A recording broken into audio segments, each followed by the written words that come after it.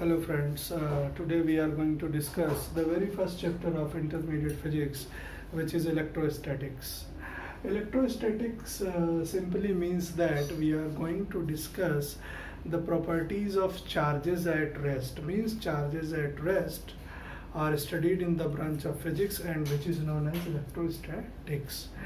Later on in next chapters you will also see that some more phenomena are incorporated with the motion of the charges that we will discuss in our next lectures. Now focusing on the present topic, which is electrostatics. Before moving on this topic, let's have some idea about the atom. Atom means everything around us or the universe, which has a basic a property that builds it. It is matter, and matter is made up of three main building blocks. One is electron, other is proton, and the last one is neutron.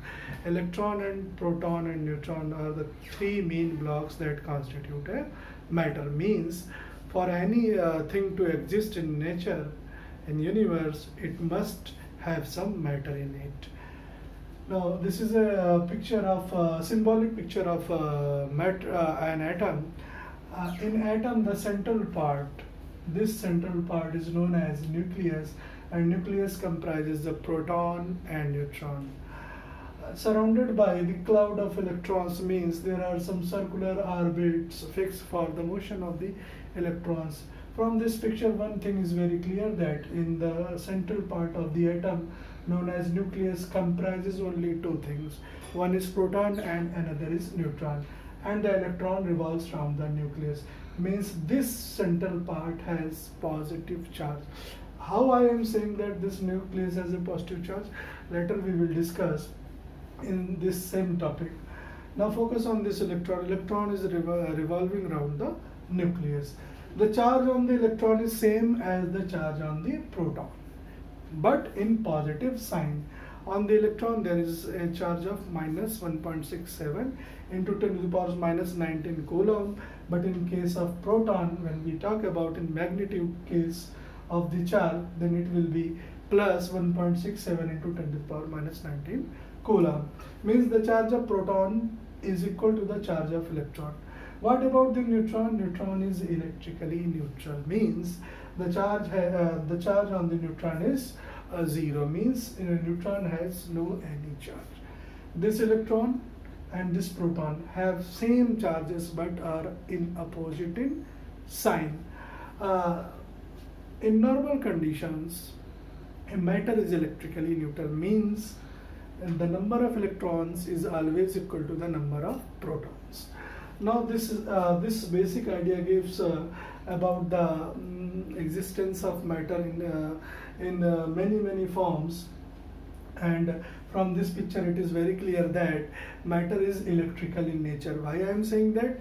Because it comprises proton, electron and neutron, and this proves that matter is electrical in nature. Now a common question that haunts our mind is, what is an electric charge? From where it comes and what can we do with this charge? I think charge is something that is developed on some material due to some activity. Means something that is moving. Then what is necessary for the existence of charge? The main root cause for an electric charge to exist is matter. Just as for the existence of gravitational force, I mean this piece of chalk is in my hand, and if I leave it, it goes toward the surface of the earth. Who is attracting? Obviously the gravitational force is attracting. Now for a gravitational force to exist, mass is necessary.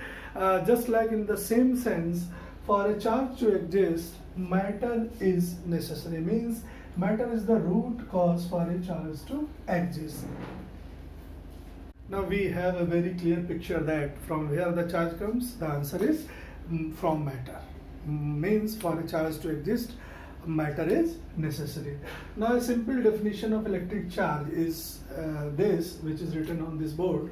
When a body has deficiency or excess of electrons from normal share is said to be charged or electrified. What does it mean, electrified? Means Before explaining this, let me tell you about the can we create the electric charges? No, we cannot create the electric charges. We can merely transfer the charge of one body to another by some action is known as friction. Means electrostatics in turn is the study of frictional electricity. Means very simple definition of rubbing is that if we rub a glass rod with some cloth of silk, some charges are transferred from the glass rod to the silk. Later on we will discuss all about the charges and its properties. Now coming back to the main topic, which is electric charge. Means can we create electric charges? No, we cannot create. We merely transfer the electrons with the charges from one material to another, and it is provided that the material should be electrical in nature so that these properties can be properly exhibited. Whether a body is electrical in nature or not, it fully depends upon the relative numbers of electrons and protons on the body. As you can see on the board, if the number of electrons, this Ne is for number of electrons, is equal to the number of protons, then that body will be electrically in nature. Suppose that I have a piece of paper or some book in my hand, then the page of this book will be electrically neutral in nature. And the another case second is if the number of protons exceed the number of electrons, means there is an excess of positive charge on the body. That in that case the body will be positively charged, means it will show the deficiency of negative charges, that is electrons. And the third and last case is if the number of electrons exceeds the number of protons, just reciprocal to the case 2, then in this case the body will be negatively charged, means it shows the lack of positive charge on the body. So from the modern electron theory, means the picture of the atom, all these things can be predicted. Now in our next lecture we will see that how the charges are produced, what is frictional electricity and Coulomb's law of electrostatics. Quality and status of my video lecture, if you like, then please like and share my videos. Thank you.